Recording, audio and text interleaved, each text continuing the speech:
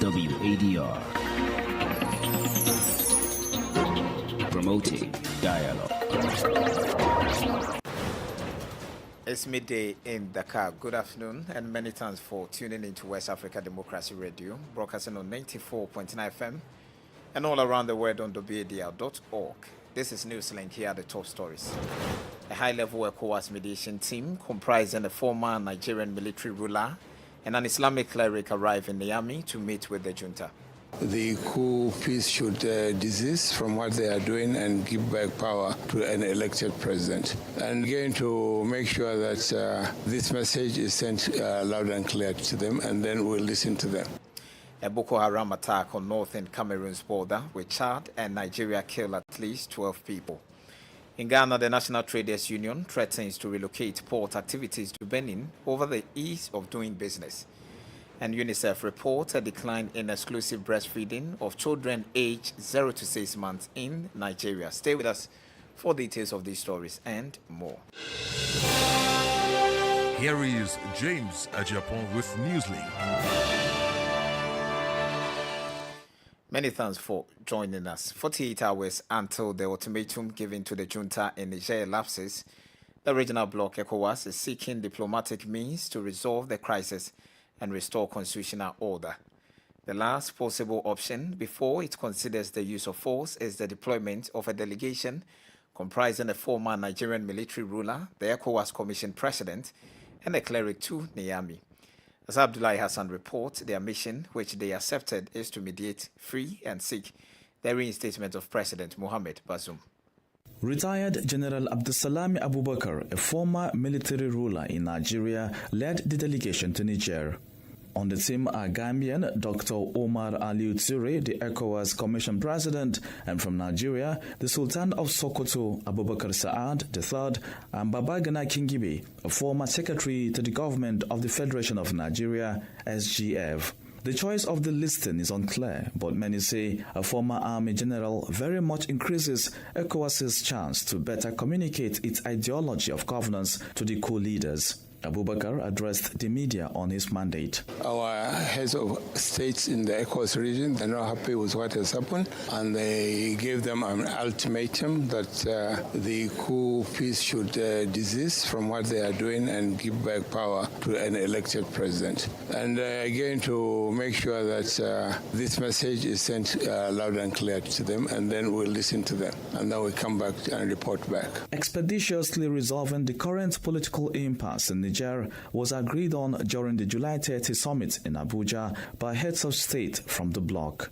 General Abubakar's mission may, however, prove futile because of the repeated rejection of any foreign interference by General Abdurrahman Chani since the coup on July 26. Carefully thought, Babagana Kingibe, an elder statesman, is engaging authorities in Libya and Algeria to support the crisis resolution efforts. This kind of situation requires solidarity, it requires coordination with all parties that are relevant to the situation. In that regard, as you know, Libya and Algeria are also very important neighbors of Niger. So my mission is to go there with a message from President Tinubu to brief them on the ECOWAS position and solicit their solidarity and cooperation. As a reminder, General Abdulsalami Abubakar temporarily held on to power in 1999 after the death of then military ruler Sani Abacha. He would months later conduct elections which welcomed back a democratic dispensation with former President Olusegun Obasanjo himself, a former general, leading the country for 8 years. Since then, Nigeria has remained a democratic state. In other news, the President of the Republic of Niger, who is currently in hostage, has written an official letter. This was revealed in an article published by the Washington Post Thursday evening. In the said letter, Bazoum outlined the devastating consequences this coup will have in the Sahel under the influence of Russia and the world at large. Stating that this ousting of his government has no justification, Bazoum also stated that he is one of hundreds of citizens who have been arbitrarily and illegally imprisoned. Consequently, he also called on the American government and the entire international community to help restore constitutional order. As a reminder, the putschists have promised resentment to any aggression by the Economic Community of West African States, ECOWAS, following this coup. We remain in Niger, where the French media, Radio France International, RFI, and France 24 have announced that they have been suspended. The media group expressed its indignation at the suspension, which it said further deprives citizens in the region of their access to information. The Press House of Niger, for its part, said it considered the suspension of RFI and France 24 in the country to be a flagrant violation of the universal principles of respect for human rights, which make public access and the right to information an inalienable right. It should be noted that the junta is yet to publicly react to any of these statements. More stories coming up on West Africa Democracy Radio. NewsLink continues. We are here in Senegal, where the government's declaration to engage its troops in the ECOWAS force to reinstate President Mohamed Bazoum in Niger, should the junta fail to respect the ultimatum, has been met with mixed reactions. Indeed, the country has held in a similar situation in the Gambia during the era of former President Yahya Jammeh, but political analysts opine that the coup in Niamey is different. Recall, Bazoum has since his ousting on July 26 remained captive by the head of the CNSP, General Abdurrahman Chiani, his former chief of the Presidential Guard. According to Mamadou Cho, the former president is presumably in a hostage position, and any failed attempt to release him may be grave. Cho began with the evaluation of the statement by the Minister of Foreign Affairs and Senegalese abroad, Aissata Tall Sall, during a briefing Thursday. In fact, Senegal is among the leading member of ECOWAS, and we remember the key role our country played against Yahya Jammeh to get rid of him. So we can understand that Senegal can play another role in case ECOWAS want to intervene military in Niger. But as the foreign minister announced it, they have to be careful.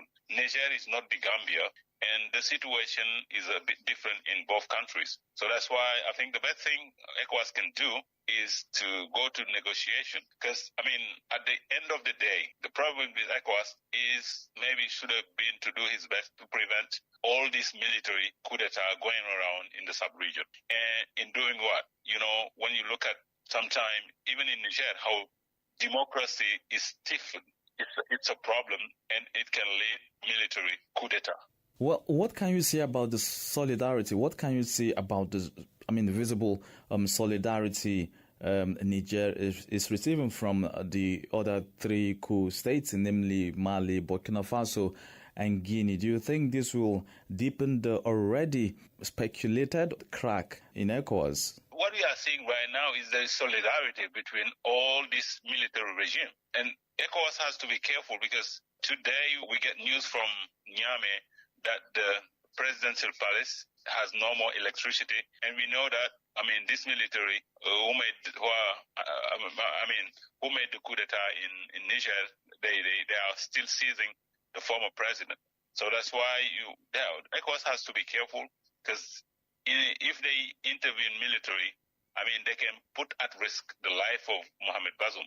So that's why the best thing they can do for the time being is to negotiate his release, and maybe later on try to see if there is a chance of getting him back to the power. Mamadou Cho is a Senegalese political analyst. Cameroon's northern border with Chad and Nigeria was the scene of a bloody attack that left at least 12 people dead. Authorities have blamed the raid on fighters from the Boko Haram terrorist network with roots in northeastern Nigeria. The 12 corpses were discovered in the fishing community of Dakar by civilians. Oge Obiorika tells us more. Yaoundé, in a statement Thursday, said troops have been deployed to stop more incursions and attacks by the terrorist group. 8 of the 12 corpses found have been identified as fishers in the lake, while the ongoing sporadic attacks make it difficult to establish a total number of casualties. On Monday, heavily armed militants arrived in Darak on motorboats through the vast Lake Chad, shooting indiscriminately and looting. Mijiawa Bakari, the governor of Cameroon's far north region, where Darak is located, said this week's wave of attacks is devastating. According to Bakari, the government has remobilized militias and civilians to assist troops fighting the jihadists by reporting strangers and armed men hiding in border towns to security agents. The deadliest Boko Haram attack in Dakar occurred on June 10, 2019, when about 20 soldiers and 16 civilians were killed in an incursion that involved at least 300 heavily armed fighters. Close to 90 jihadists were killed in the attack and 8 were taken into custody. Since 2009, fighting between Nigerian government troops and Boko Haram militants deteriorated into an armed conflict and spread to Cameroon, Niger, and Chad. Oge Obiarika reporting there. Meanwhile, the Ghana Union of Traders Association, GUTA, has threatened to abandon Ghana's ports and start doing business in Togo. This comes after the Ghana Port and Harbours Authority, GPHA, introduced new tariffs at the port. In a statement released by GUTA, the Traders Association disclosed that their businesses are struggling due to high government taxes. When importing grains, the increased fees result in a difference of around $2.66 per ton. Additionally, the cost of importing bad goods like sugar and rice differs by $5.32 per ton. Obiadi Asatiawini Bella Lawson completes the story. For some time now, many trader formations in Ghana, including the Ghana Union of Traders Association, GUTA, have called on the government to reduce their tax burden since their businesses are collapsing with the high cost of production eating into their capital, sinking them into debt and misery.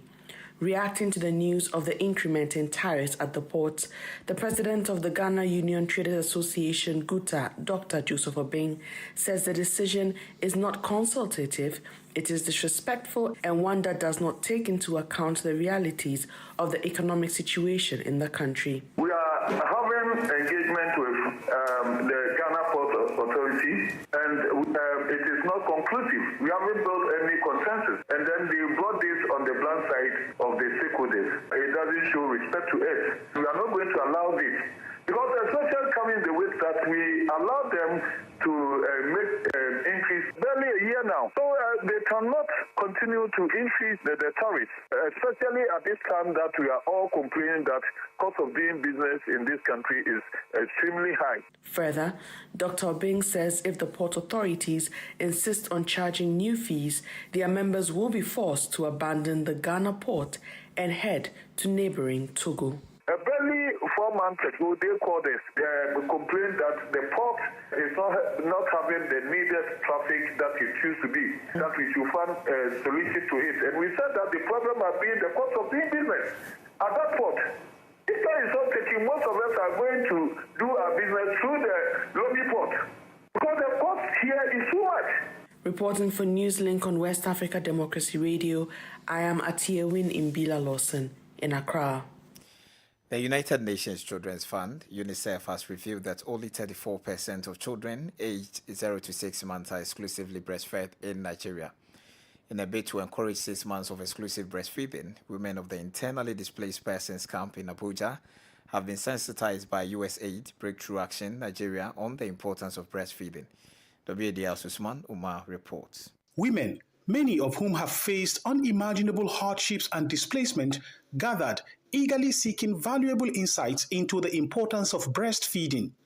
Breakthrough Action Nigeria took a comprehensive approach addressing common misconceptions and concerns related to breastfeeding, encouraging women to express their doubts openly, enabling the facilitators to provide accurate information and dispel any fears. So we know some of them are displaced due to natural disaster or insurgency. So regardless of the fact that they are not living a comfortable life, we also want to encourage them to breastfeed. The event provided a safe space for these mothers to learn and share their experiences, fostering a sense of community and support. She's asking the women that, what is the reason that you are giving your baby breast? What is the need? What is the important in the baby body and even in your body? So they don't understand, but today they get the experience. The event provided a safe space for these mothers to learn and share their experiences, fostering a sense of community and support. This year's Breastfeeding Week theme, "Let's Make Breastfeeding at Work work," emphasizes the need for greater breastfeeding support across all workspaces to sustain and improve progress on breastfeeding rates globally. If I'm doing business, I can find somebody that can help me so that I can breastfeed my baby very well. When I finish the breastfeeding, I can go back to my business. World Breastfeeding Week is an annual celebration which is held every year from 1 to 7 August in more than 120 countries to raise awareness and galvanize action on themes related to breastfeeding. For NewsLink on West Africa Democracy Radio, Usman Umar reporting from Abuja. You are listening to NewsLink on West Africa Democracy Radio, broadcasting on 94.9 FM. Dakar. Here's a reminder of our top stories. A high-level ECOWAS mediation team comprising a former Nigerian military ruler and an Islamic cleric arrived in Niamey to meet with the junta. A Boko Haram attack on northern Cameroon's border, with Chad and Nigeria killed at least 12 people. In Ghana, the National Traders Union threatens to relocate port activities to Benin over the ease of doing business. And UNICEF reports a decline in exclusive breastfeeding of children aged 0 to 6 months in Nigeria. Still ahead, we have our guest interview and some sports update. Kindly stay with us. West Africa Democracy Radio. It's you speaking. If you are just tuning in, this is NewsLink on West Africa Democracy Radio, broadcasting on 94.9 FM. It's 16 minutes past 12 in our studios here. And don't forget to follow all our conversations on Twitter, now X, Instagram at WADR News, and on Facebook, West Africa Democracy Radio English Service. Find us on YouTube at WADR News. The Liberian Authority, with support from the United States Agency for International Development, USAID, is currently working to address challenges facing the country's education system. 2 decades since the civil war ended in 2003, Liberia's key sectors, including education, continue to experience slow transformation despite several reforms over the years. WADR's Darlington Pogba in Monrovia reports. Among the many challenges facing the education sector is the lack of qualified and trained teachers, especially in rural areas, something the United States government through the United States Agency for International Development is working to address. In light of this, USAID has organized a 5-day nationwide training bringing together administrators and teachers of higher education institutions. Warren Donahue is USAID Deputy Mission Director. He explains more. Today's training is an opportunity to really help ensure quality instructional delivery in early childhood education. Like I said, that was so meaningful to me in my own education. So thank you for all your efforts to make sure that's available to everyone in Liberia. Liberia continues to need trained, qualified, and motivated teachers. And that's a shared responsibility from us in the international community, from the teachers and the student teachers at many of your institutions, but as you as administrators and leaders of your university and leaders of the government of Liberia. For his part, Deputy Education Minister for Instruction Alexander Dopo appreciated USAID and partners for organizing the training, calling on them to assist in reforming the country's C and B certificate programs. Reforming a pre-service component for C and B certificates for a seamless transition remains a challenge. I would like to use this occasion again to plead with USAID to keep our promise and assist the MOE to reform its C and B certificate program. This will enable the rural teacher training institutes to inspire would-be teachers. The ongoing specialized training is taking place ahead of the official start of the 2023-2024 academic year, expected to commence shortly. For NewsLink on West Africa Democracy Radio, I'm Darlington Pogba in Monrovia. Politics, analysis on major news, social matters, and all. This is a guest. The ECOWAS has considered sending a high-profile delegation to Niger following the coup in Niamey. In their bid to restore democratic rule and political stability, this delegation is headed by Abdul Salam Abubakar, a former Nigerian military ruler who temporarily held on to power until 1999 after the death of then military ruler Sani Abacha and transitioned the country into a democratic rule that brought into power former President Olusegun Obasanjo. In this interview, our guest, Dr. Margie Peters, analyzes comprehensively the profile of the delegation and their significance in this mediation, especially Abdul Salam Abubakar's personality and as head of the delegation. Another issue of concern is about the possible military intervention sanction on Niamey on the backdrop of the ultimatum, which elapses in 48 hours from now, and its consequences on regional security should the body resort to it. Well, I think the composition of the people are basically respected gentlemen from the African continent. But what do they want to see happen? Are they thinking the Houthis will step down and hand over to Bazoum? They've already started on the wrong footing. Intimidation has come in, threat has come in, sanctions have come in, and the people are basically struggling for legitimacy, and they've been able to play it very well. I think what we need to look at as Africans within the continent right now is to see how much of the global influences are impacting on the lives of the ordinary people. And for them, leadership is not about who is there. Africans don't have a problem with democracy. They have a problem with improving their standard of living. So unless we start looking in that direction, I don't want to be a prophet of doom, but I think there is still more to come. So let's focus on the personality of Abdul Salam Abubakar. As the head of this delegation, do you see him as making any turnaround with regards to the mediation, with he being present at the forefront? I have plenty of respect for him. He has been an officer and a gentleman, and he has kept his cool, and he has put his foot in the door. If you're talking about peace and peaceful coexistence, especially within the framework of Nigerian politics, he's the chair of the peace treaty that sees to signing of peace endorsements for election in the country, and he has done that over time. But here, what we're talking about is not just people who are in elections who are ceding positions. We're talking about the fight for legitimacy for an existing government that people felt are a stooge. And I think this might be a renaissance. 4 countries are still counting. A majority of them are Francophone countries. So let's be watching. They will touch down in Niamey. They will allow them. The Houthis will speak with him. They will allow him see Bazoum, I'm sure. But the idea is, what's the partner? What's the best alternative in this negotiated agreement? What do they expect to see happen? That's just what I want to see. Are they going to tell them to go ahead and organize another election and hand over to another democratically elected government? Or are they going to tell the Houthis to just step down and hand over the mantle of leadership back to Bazoum? I'm still wondering what they want to go and discuss, because the battle line has already been drawn. So with the battle line already been drawn, that is pivoted on ECOWAS sanctions, as you earlier mentioned, do you see them resorting to their military intervention sanction, and what would be the consequences in terms of regional security? I'm sure they will not even dare think about military intervention. The ECOWAS sub-region is already threatened. The Sahel is gradually becoming an ungoverned space. The multinational joint task force are actually battling to deal with terrorism on the Sahel. So if they decide to take the option of a military intervention, they will be overstretched.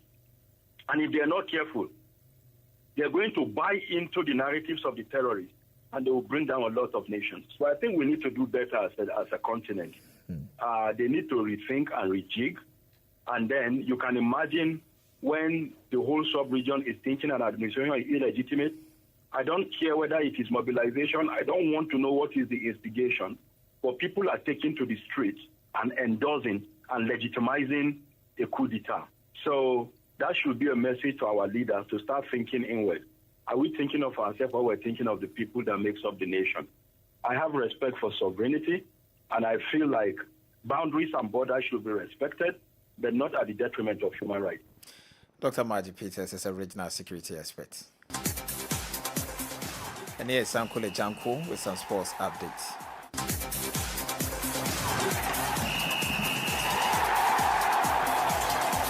Hello there, a warm welcome and thank you for joining us.